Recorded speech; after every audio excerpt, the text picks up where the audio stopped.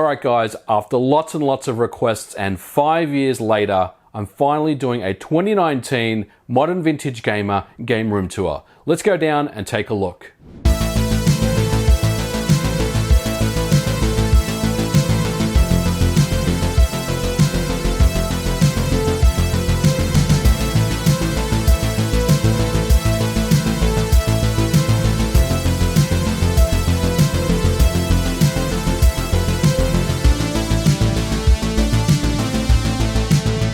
So this is the entertainment center. It's absolutely awesome. I love it. It took me a long time to get all this set up the way that I wanted it to. As mentioned, there's a lot of cable management that's involved in getting something like this set up. But you know, my advice is take your time and really plan out how you want to set your systems up. And once you do, really just sit back and enjoy them. The good news with what I have here is that I can pretty much connect anything up and turn it on and just play. I don't have to fiddle around with cables or switch boxes or anything like that. Everything is wired up and ready to go, which is outstanding. So first of all, we got the Sega Blast City arcade cabinet, and now I've had this machine for a long time. I bought it, I believe, in 2012. So this is the 7th year of me owning it.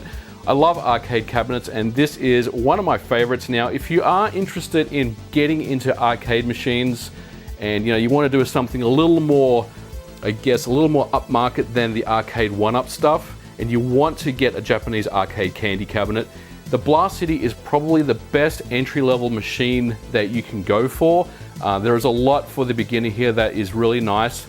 For example, you get the ability to get a tri-sync monitor, which means that you can pretty much plug anything into this and it will sync up and get displayed pretty easily. So you'll see people connect up things like Xbox 360s, as well as jamified Sega Genesis systems and Super Nintendo stuff. It's a really easy system to get to grips with, and it's certainly one for the beginners. They also are probably one of the most popular candy cabinets that you can get in the United States, especially over in Southern California, where it's kind of candy cabinet central over there. Now, before I talk to you about the systems that I have, these shelves are IKEA Kallax shelves. They're really cheap to pick up at IKEA, and they're great for retro. They will fit most of your consoles quite comfortably. But one thing I will say, guys, is if you are thinking about setting up the Kallax shelves, keep in mind that there is no backing. So there's no board or particle board that you put behind the shelves. So what's going to happen is you're going to get some serious cable management issues. You're going to have cables hanging out the back of everywhere. And if you're like me, I really don't like that. I need things neat and tidy. I'm kind of OCD, whatever you want to call it. But I really need those cables to be tidy. So I've done a pretty good job securing all the cables, but I gotta say, it took me a long time. So let's move along and take a look at the game systems that I have in my entertainment system here. Now, the first system I have here is the Sega Dreamcast. Now, I love the Sega Dreamcast. It's a staple of any game retro system entertainment center that you set up. You have to have a Dreamcast in there. I absolutely love this machine. It's one that I always go back to and play over and over again. It's so awesome with so many amazing arcade ports. Underneath that, we have 7 Choice Neo Geo MVS arcade games that I use in my arcade machine. Now, the cool part about having these games in the entertainment shelf here is that not only does it make it look really cool, but it also covers up a lot of the cables that are sitting behind those games. So like I said, I'm really big on cable management, and it's another reason why I put those games in this shelf. The next system I have here is the Sega Saturn Japanese This Is Cool Special Edition. Now, this is a fantastic Sega Saturn console that was released in Japan, limited edition. They're very hard to find. I picked one up back in 2011 when they were probably worth about $50. They weren't a big deal, but now, as with everything in the retro gaming community and hobby, things have gone up in price quite a lot. You can still pick these up. They're not super expensive. They're uncommon, I'll say, but it's an awesome system. And this one obviously has the Action Replay cartridge, which allows me to play region-free games. Now, underneath that is probably the machine that gets the most amount of use out of everything in my game center here, and that is the Sony PlayStation 4 Pro.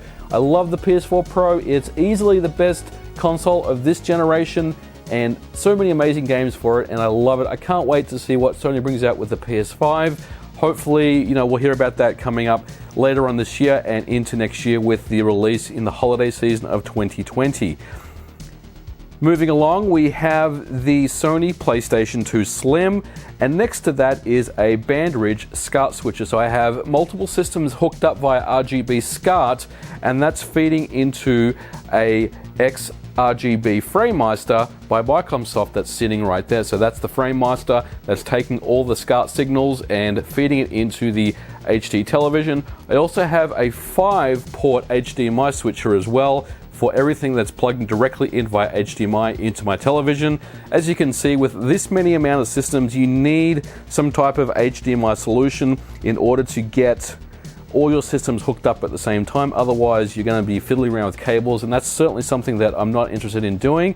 Underneath the Sony PlayStation 2 Slim, we have the PC Engine by NEC, which is a fantastic 16-bit console, very much underrated.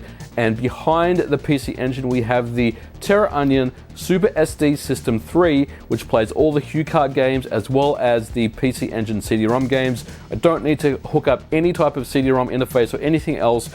Now, this is the North American Halo 2 Special Edition Xbox. This was pretty limited edition.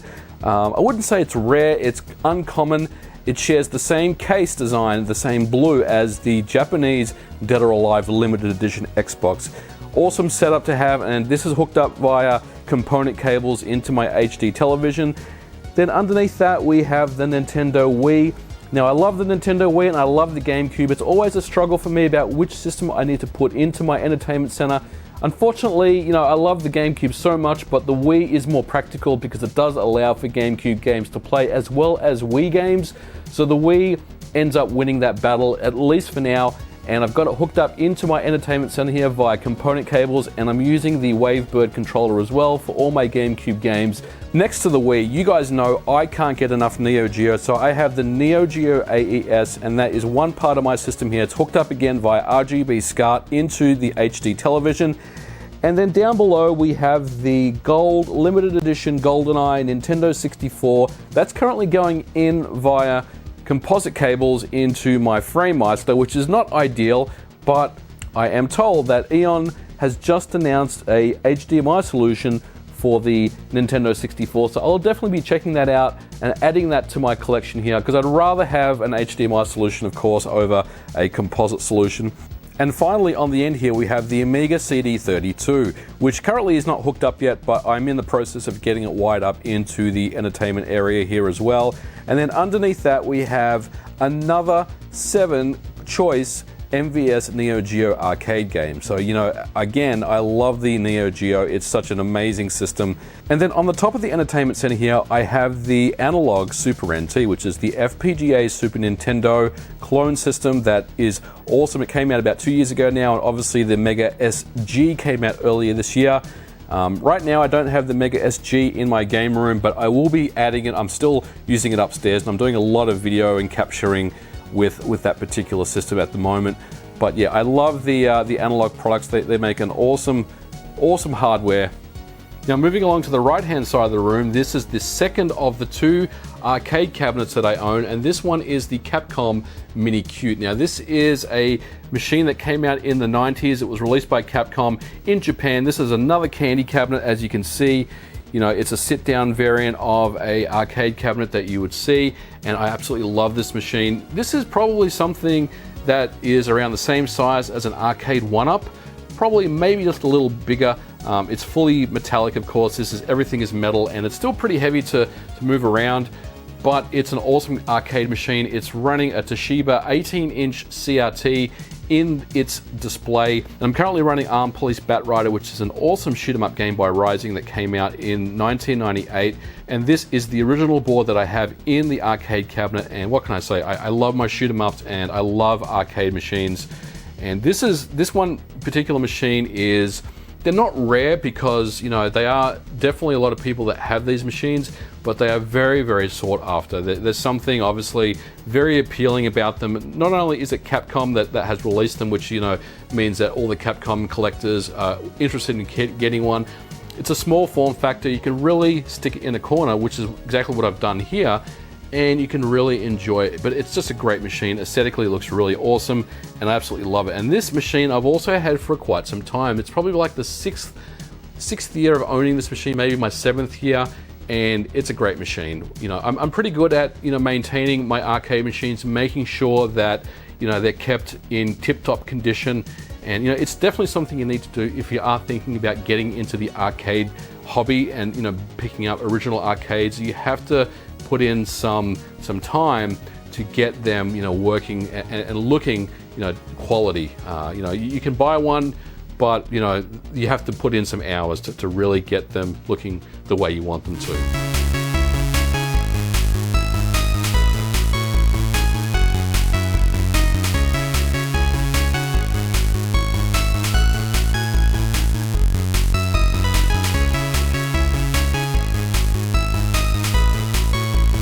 These are my game shelves. Now I have a lot of different games here, and I want to talk to you about, you know, the different game systems that I have and the different games that I collect for. Now, starting at the top here, we've got PlayStation 4, and, you know, PlayStation 4 Pro is, as mentioned, is my system of choice. So there's a lot of PS4 games, and I've got some empty kind of spaces for more games I'm going to be picking up. And then the next kind of shelf is, starting at the bottom, we've got PlayStation 2, and then moving up a little, we've got more PS2, and, you know, we've got some heavy hitters over here. You know, we've got Maximo, we've got Silent Hill 2, which is probably one of my favorite games of all time. We've also got God Hand, which is one of the most underrated games of all time. If you have not played God Hand on the PlayStation 2, do yourself a favor and check it out. We've got some more stuff. We've got some PAL games as well. There's also Rule of Rose in there, which is obviously a very expensive game to pick up these days. We've got Shadow of the Colossus, Silent Hill 3. So there's some really good choice PS3 games here in the collection. Now, one thing about me, guys, is I don't have a full set of anything. I'm not that type of collector. I like to play games. I like to buy games and play them most of the time. I mean, I have some sealed stuff here, you know. I'm not gonna say that I don't, but I like to play the games that I own. Moving along, we have Nintendo Switch stuff. I've got a smallish library of Switch games. You know, there's probably a lot of games here, but compared to others that I've seen online, it's a pretty small collection. And then even smaller than that is my PlayStation 3 collection. The PS3 was something that, you know, I liked the PS3, but I was an Xbox 360 guy, so I kind of only played kind of the exclusives on the PS3. I didn't really bother with the, you know, the ports to the PS3 at all. Moving along, we have Nintendo Wii U, and I love the Nintendo Wii U.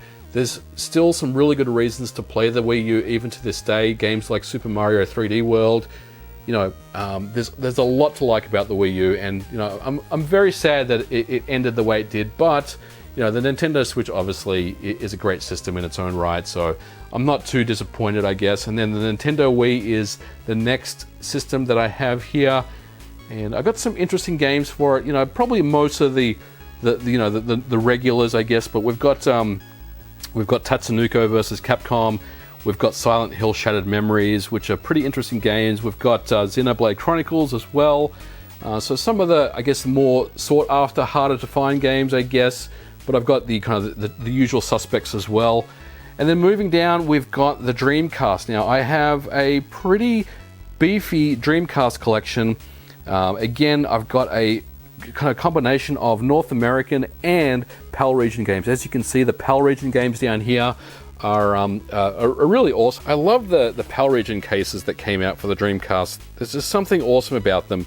They're, you know, a lot different. They're obviously a lot thicker than the North American ones, which are kind of just generally jewel cases. Now, moving up here, we've got Sega Saturn. I've got a small but pretty good Sega Saturn collection, and then Sega CD. I've only got a handful of those games, and then these guys here are PAL region Sega Saturn games, which have the dark cases, which I'm not really a huge fan of. I much prefer the American style long box white cases, but these are interesting.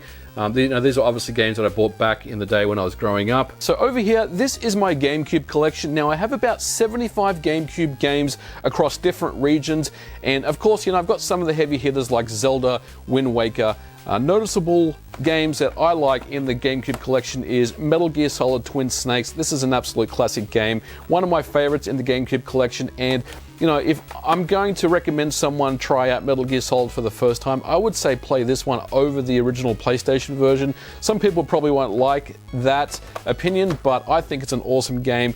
I have some other really cool games in the collection as well, including Resident Evil 3 Nemesis, Resident Evil 2. I can't actually get these games out there, they're really packed in there.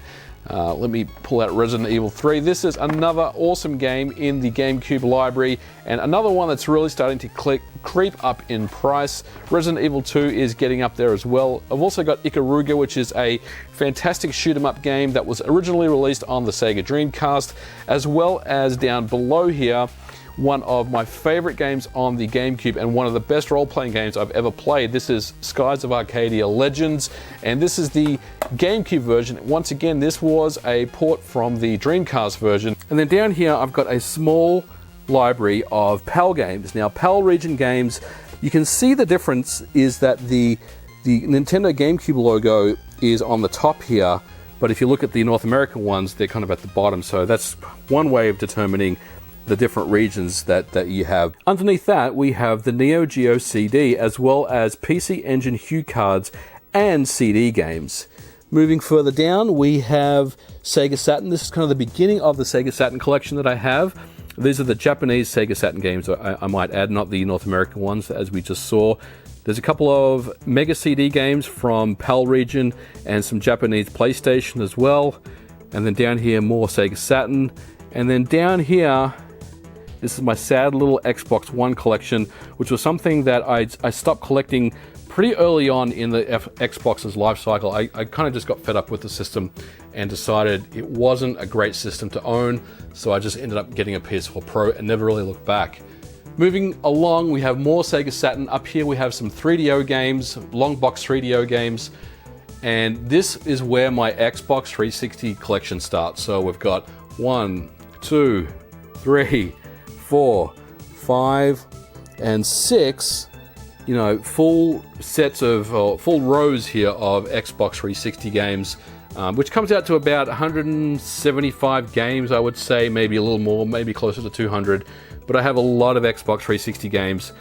And then next to that, up here, we have Neo Geo AES games. I have a small but pretty awesome library of Neo Geo AES. And then moving down, this is my OG Xbox collection. So we have 1, 2, 3, 4, 5, 6, and 7 rows of that. So there's a lot of OG Xbox games. I've got about, I think about 175 to 200 of those games as well. Certainly not a full set and not something that I want to complete, but you know, you guys know I love the OG Xbox. So this is my retro corner setup where I've got my Sony PVM and these different retro systems all hooked up via RGB SCART. So we've got the Super Famicom that's currently connected up playing Super Mario All-Stars, or Super Mario Collection as it's known in Japan. And then we have the Japanese Sega Mega Drive and Mega CD, or the Sega CD, Sony PlayStation, as well as the Panasonic Q. So I absolutely love playing retro games on a CRT. Sometimes you just need to bust out the CRT, and that's the reason why I have this set up in my collection here in the corner. So it's kind of sitting in the corner, kind of between this set of games and then between this set of games, which I'm now going to talk to you about.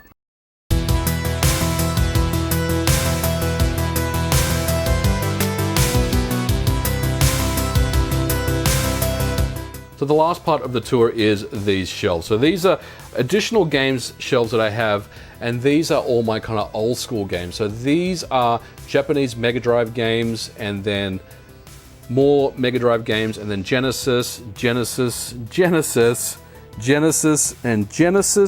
then more Genesis down the bottom here. So, you know, I love Sega Genesis and the Mega Drive stuff. I also have more Genesis over here. I have a pretty decent collection of Genesis and Mega Drive games, and then we move down here into the Nintendo 64 stuff. As you can see, some of these are PAL regions, some of these are NTSC, and then we have Super Nintendo. These are all boxed. Some of these are PAL again. As you can see, the PAL versions of Street Fighter 2 and Super Metroid, and then NTSC versions of games. All these games are ones that I've owned in my collection pretty much since the start. And then we have Super Famicom games as well. I've got a choice collection of those. I've got some heavy hitters down there as well, including Yoshi's Island, Gradius, and Castlevania, Super Castlevania 4. Now there's more Genesis games here and more Super Famicom games down the bottom. And then down here we move into more Super Nintendo and some N64. This is kind of a little bit all over the place right now. We got more Super Nintendo, and then we move up, we have some Game Boy Advance. And this pile here is my Japanese GameCube stuff. So Japanese GameCube games look very different to the North American ones. They're in these kind of cute little cases, which I think they look fantastic. And I love everything about these. They're awesome. So I have a collection of those, which is really cool. And then moving up, we have 3DS and Nintendo DS, and I have some handheld systems as well. So as you can see, this is the Sony Xperia Play, which I did a review on recently. This is the Nintendo DS, which I also did a review of as well. And then the 3DS and the DSi. We also have the GameCube and more DS games here. Some of these are PAL region as well. And then moving up here, we have PlayStation Vita with my Japanese PS Vita as well. Another set of PlayStation Vita here as well. I'm kind of big on the limited run games thing, so I have a pretty decent PS Vita collection. And then finally, I have some PSP games at the top here, as well as some additional PS Vita games.